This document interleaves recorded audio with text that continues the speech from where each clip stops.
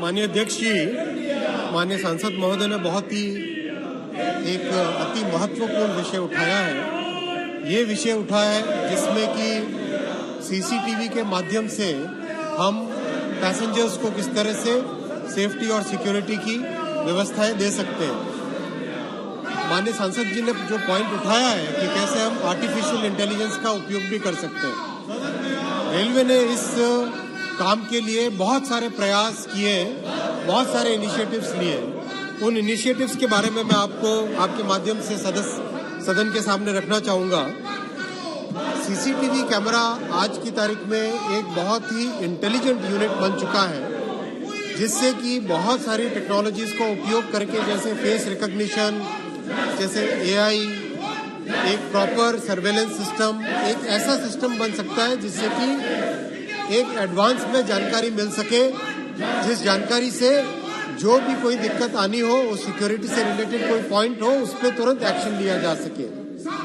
अब तक करीब 866 स्टेशन पे अच्छा एक सीसीटीवी का सिस्टम लग चुका है और इसके अच्छे परिणाम भी आए। माननीय अध्यक्ष जी, पिछले समय में कई उदाहरण हैं, जिन उदाहरणों से जो बच्चे कहीं से ट्रैफिकिंग के जरिए ले जाए जा रहे थे, उनको बचाया गया। कई जगह महिलाओं के सम्मान की रक्षा हुई। कई जगह कुछ बुजुर्ग व्यक्ति जो कि असुविधा में थे, उनको सुविधा मिली। बहुत सारे ऐसे मामले, कुछ व्यक्ति परेशान करने की कोशिश कर रहे थे पैसेंजर्स को, वो भी रोका गया। एक तरीके से बहुत सारे जो दिक्कतें थी उनको सॉल्व किया गया है। और जो विशेष प्रश्न पूछा है आईपी बेस्ड सीसीटीवी कैमरा के बारे में, उसके बारे में मैं माननीय अध्यक्ष जी आपके सामने स्पेसिफिक रखना चाहूँगा। आईपी बेस्ड वीडियो कैमरा से आईपी बेस्ड सीसीटीवी कैमरा में साइबर सिक्योरिटी वाला एलिमेंट बहुत इंपॉर्टेंट होता है। तो साइबर सिक्योरिटी वाले एलिमेंट को ध्यान में रखते हुए बहुत ही स्ट्रिक्ट स्पेसिफिकेशन बनाए गए, क्योंकि साइबर सिक्योरिटी इसमें बहुत ही महत्वपूर्ण विषय है। इसीलिए स्पेसिफिकेशन इस तरह के बनाए गए हैं कि किसी तरह की थ्रेट न हो, कोई ऐसा विदेशी देश कोई उसको कॉम्प्रोमाइज न कर सके। इन सब भावनाओं के साथ, इन सब चीज़ों को ध्यान में रखते हुए स्पेसिफिकेशन किए गए और सीसीटीवी का आगे प्रसार हो रहा है। डॉक्टर संजय जायसवाल जी, बहुत बहुत धन्यवाद सभापति महोदय।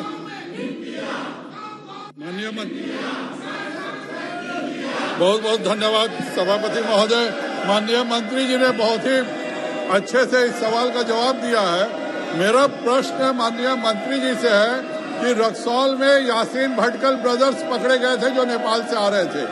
उसी प्रकार चाइना के 2 व्यक्ति अभी पकड़े गए जो बिना वीजा के भारत नेपाल सीमा पार कर रहे थे। तो भारत नेपाल सीमा के क्षेत्र में जो रेलवे स्टेशन है, रक्सौल, भेलाई, आदापुर और छड़ादानो, क्या इन स्टेशन पर जो कि 1 किलोमीटर से भी कम नेपाल सीमा पर है, उन पर वहां की सेंसिटिविटी भारत नेपाल सीमा को ध्यान रखते हुए क्या उन स्टेशनों पर सीसीटीवी कैमरा लगाने का विचार रेल मंत्रालय कर रहा है? माननीय सांसद जी ने बहुत ही एक महत्वपूर्ण विषय उठाया है, जो कि भारत और नेपाल की सीमावर्ती स्टेशनों के संबंधित है। माननीय अध्यक्ष महोदय, जितने भी सीमावर्ती क्षेत्र से जुड़े हुए हमारे स्टेशन हैं रेलवे के, उन सब के सब स्टेशन पे विशेष सुविधाएं हर जगह दी गई है। चाहे वो भारत और बांग्लादेश की सीमा हो, चाहे वो भारत और नेपाल की सीमा हो, हर एक क्षेत्र में बहुत ही विशेष सुविधाएं की गई है। वहाँ पे आरपीएफ का स्पेशल डिप्लॉयमेंट किया गया है। कई जगह सीसीटीवी कैमरा ऑलरेडी लगाए जा चुके हैं। कई जगह वहाँ पर जो लोकल पुलिस है, राज्य की पुलिस के साथ भी और विशेष कोऑर्डिनेशन करके, और कई जगह पे बीएसएफ के साथ कोऑर्डिनेशन करके, उन सब जगहों पर जहाँ पर सीमावर्ती क्षेत्रों के कारण अधिक चैलेंज है, उन चैलेंजेस को ध्यान में रखते हुए हमने विशेष सुविधाएं की है। और जो माननीय सांसद महोदय ने जो 4-5 स्टेशन के नाम बताए, उसके बारे में पूरी जानकारी लेके मैं माननीय सांसद महोदय को जानकारी दे दूंगा। लेकिन एक तरीके से हर एक स्टेशन पे यात्री सुरक्षित रहे, यात्रियों के जान माल की सुरक्षा, यात्रियों के सामान की सुरक्षा और जिस तरह से और भी दूसरे क्राइम को प्रिवेंट करना हो, उसके लिए पूरी तरह से रेलवे प्रयासरत है माननीय अध्यक्ष जी।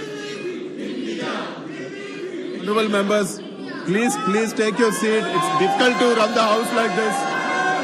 See, everybody is watching. The whole country is watching. Please take your seat. See, the house stands adjourned to meet again at 2 p.m.